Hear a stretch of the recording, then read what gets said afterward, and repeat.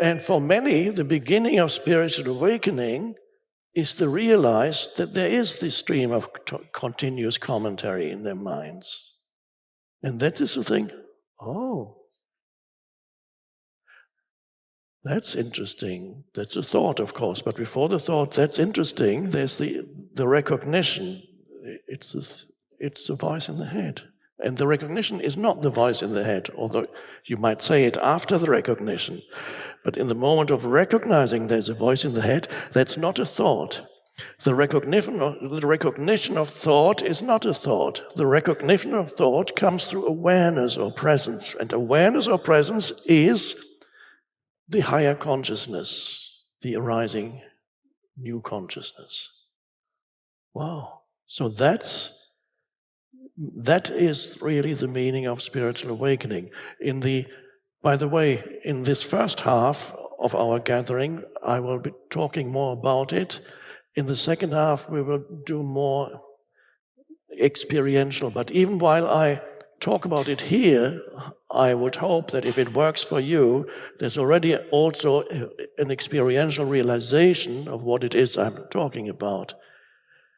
So there's the voice in the head.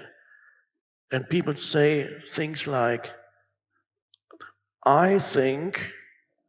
They don't think, because thinking is not a voluntary action for them. So it's a delusion to even say, I think. You don't think, you are being thought by thought. You are created by thought. There's that energy field. It's amazing. So the master said, how can I teach you Zen unless you first empty your cup? Now that's a huge demand. If I'm full of clutter, mental clutter, how am I going to empty my cup? I would immediately be enlightened if I could empty my cup.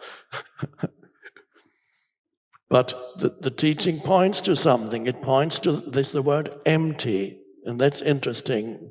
That is an important word in Buddhism. And I don't think it's a good translation. Who first came up with it, I don't know. In the 19th century, the Europeans started to translate ancient texts from Sanskrit, and one person came up with a translation probably of the Sanskrit terms sunyata and translated it as emptiness. That doesn't sound so nice. It sounds like something missing or something like that.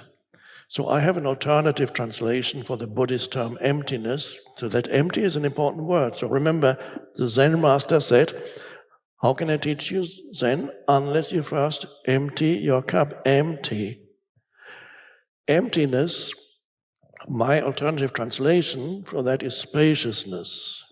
Spaciousness is a dimension of consciousness in you.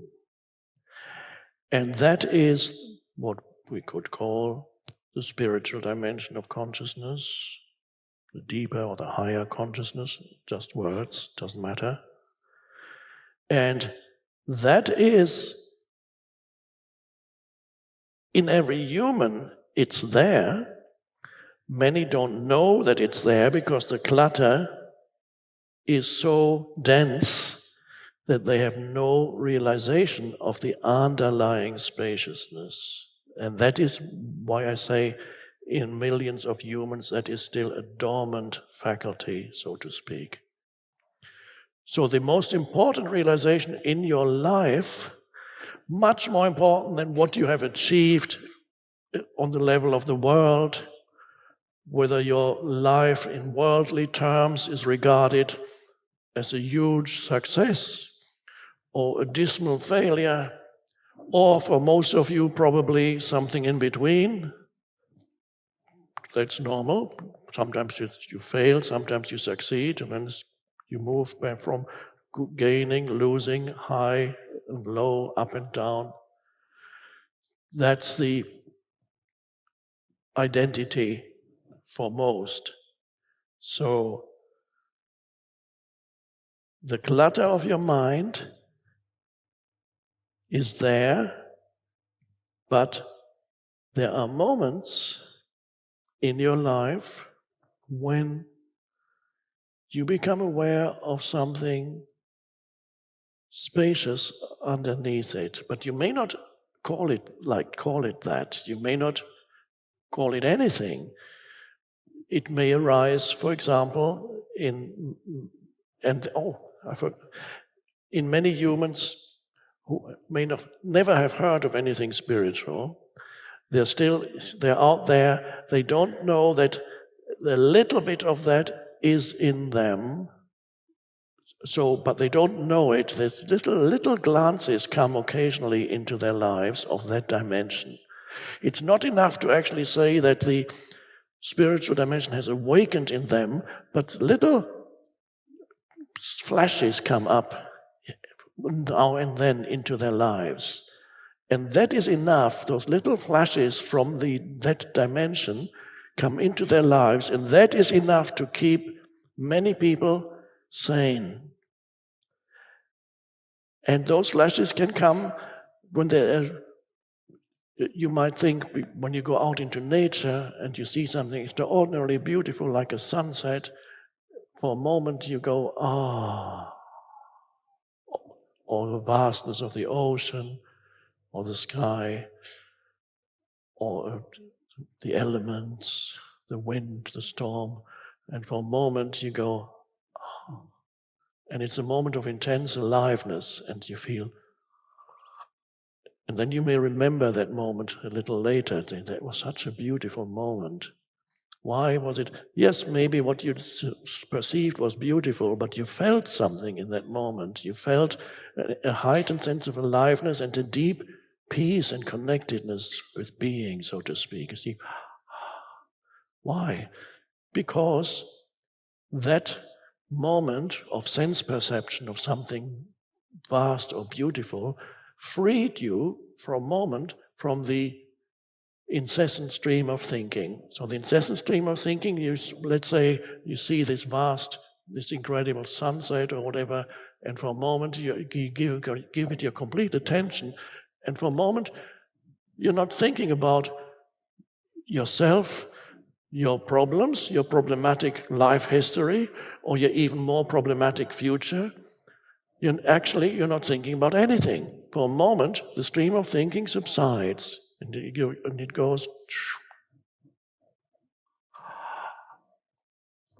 And that is, without knowing it, you have a little flash that's come up from that dimension, and then the next moment it may come up a few days later again, when you look into the eyes of a baby, 1 year old, maybe just in the street or in a cafe, and the baby looks at you, and the baby is 1 year old, and the eyes are like the baby's.